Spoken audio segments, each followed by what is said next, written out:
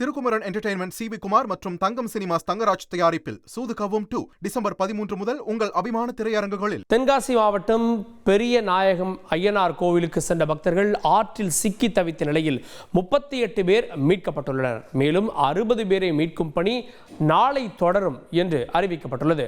இது குறித்த கூடுதல் தகவல்களை செய்தியாளர் சுலைமானிடம் கேட்கலாம். சுலைமான், இதுவரை 38 பேர் மீட்கப்பட்டிருக்காங்க. எஞ்சி 60 பேருடைய நிலை என்ன? அவங்க இப்ப சேஃபா இருக்காங்களா? விவரங்கள்.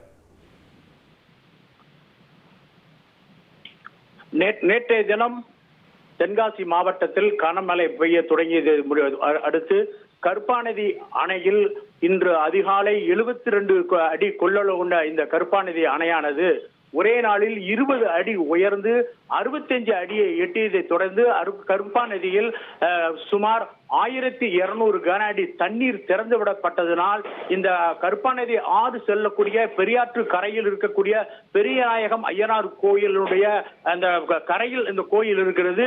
இன்றைய தினம் கடைசி வெள்ளி கார்த்திகை மாதம் என்பதனால் அதிகமான பக்தர்கள் அங்கே சென்று வழிபட சென்றவர்கள் மீண்டும் அந்த கரையை கடந்து இங்கே வர முடியாத ஒரு சூழ்நிலைக்கு 1500 கன அடி தண்ணீர் சென்றதனால் அங்கே 100க்கும் மேற்பட்ட மக்கள் சிக்கி தவித்தனர்.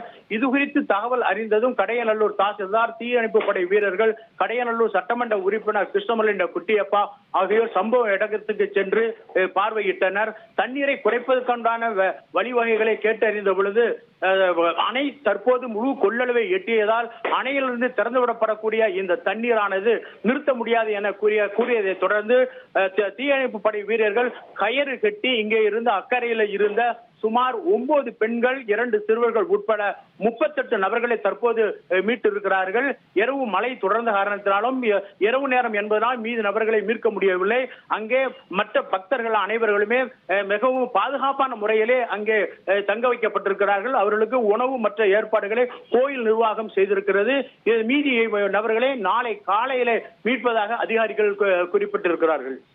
தென்காசி மாவட்டம் பெரிய நாயகம் ஐயனார் கோவிலுக்கு சென்ற பக்தர்கள் 38 பேர் ஆற்று நெருக்கடியில் சிக்கி தவிக்க அவர்கள் மீட்கப்பட்டு எஞ்சிய 60 பேரை நாளைய தினம் மீட்கும் பணிகள் தொடரும் அப்படின்னு அறிவிக்கப்பட்டிருக்கிறது. கூடுதல் விவரங்களை செய்தியாளர் சுலைமான் வழங்க கேட்டோம்.